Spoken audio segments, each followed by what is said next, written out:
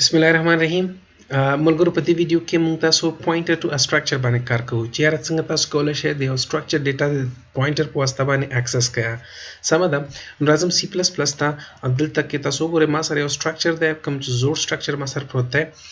زړه ویډیو کې موږ کار کړی پی نو زه راځم فلحال دا هم دلته پرېږدم اول راځم یو ریوایز کوم د څه شی د پوینټر چې یاره پوینټر څه شی دی پوینټر موږ سره یو داسې ویریبل دی چې کې صرف او صرف کولی شم یو ایډرس سټور کوم ملګرو نو فور ایگزامپل زه راځم زوړ درس چې موږ کار کړی چې int x is equal to for example 90 دی نو دغه 90 زه کولی شم چې سی آوټ ورته واخلم دلته ورته وایم چې ماته x شو کا نو دا ماته د x ډیټا شو کوي دلته ملګرو دا وګورئ تاسو 90 خو که زه غواړم چې د اډرس په تر باندې دا شو کوم نو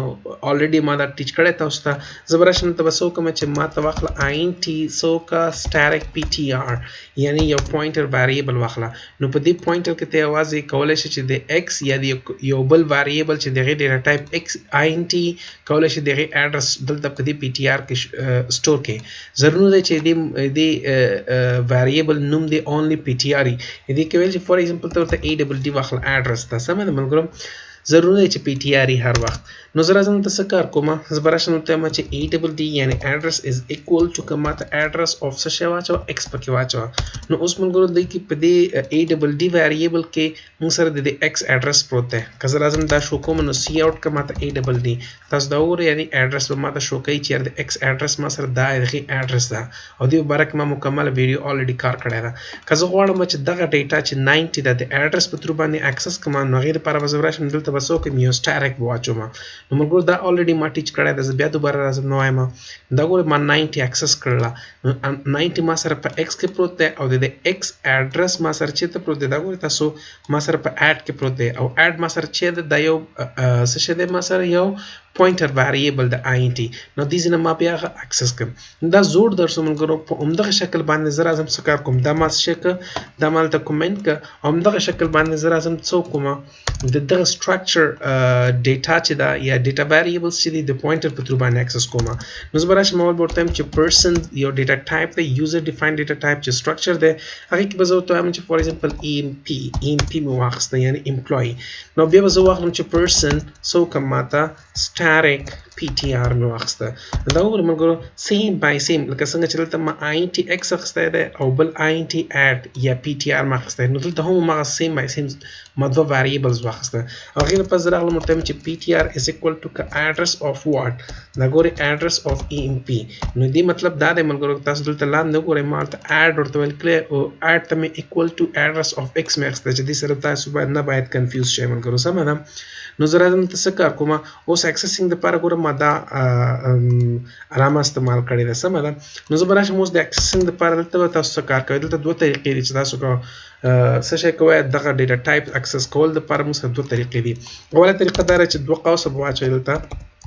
دوه قوسه به واچوئ او دې کې به تاسو څه وکړئ static ptr به ولیکئ چې ما سره کوم دا ویریبل ده سمه ده static ptr dot name صحیح ده is equal to for example ما واخسته خان احمد مې واخسته صحیح ده او همداسې به زه راشم ورته ووایم چې ما ته څه وکړه چې static ptr dot څه وکړه age دا ګورئ زه به ورته واخلم age for example 34 years او همداسې به زه راشم ته به څه ورته ووایم چې static ptr dot salary is equal to for example 900 نو موږ دا ګورئ د اډرسونو په تر باندې موږ ډیټا ویریبل اکسس کړ او کې موږ ډیټا واچوله نو د سی آوټ لپاره به زه راشم ته ورته وایم چې سی آوټ کوم ماته څه شی ګورئ دا طریقه ده تاسو کولی شئ دلته واخلئ چې ماته څه وکړه چې static ptr dot name ماته شو کا همدغه تاسو کولی شئ چې ایج واخلئ همداسې تاسو کولی شئ چې سیلري واخلئ زه راځم دا یو ځل ته رن کوم ملګرو دا ګورئ نیم ما سره چیرې احمد خان دی نو تاسو کولی شئ چې د دې طریقې په ځای باندې یو بله طریقه هم استعمال کړئ سی آوټ که ماته څه شی وکړه سی آوټ که ماته ptr ماینس او دا ورته واخله نیم دا ګورئ ملګرو دا ګورئ اټومیټک راغی ایج نیم سیلري نو تاسو دا هم استعمالولی شئ فار ایگزامپل ما دا ځل ورته سیلري واخیستله دلته به زه راشم انډل به واخلم نو هغه نه پس به ماته نیم نه پس به ماته د هغې سیلري ښیي زه رن کوم یو څه دا تاسو وګورئ نو مسله نشته د خان احمد نو دوه اپریټرز دلته تاسو استعمالولی شئ یا دا اپریټر استعمال کړئ یا دا اپریټر استعمال کړئ تاسو دواړه استعمالولی شئ سپوز بیا رن سی آوټ کړم ماته قوس واس د ماینس او بیا دا ساين واخله سوري اول پی ټی آر چې کوم تاسو سره شی دی اډرس دی دغه اډرس نه ماته څو کا دغه اډرس نه ماته ایج هم را واخله نو دا تاسو وګورئ ملګرو دلته به یو انډل واخلم چې دا سره مکس کیږي نه او زه به دا رن کوم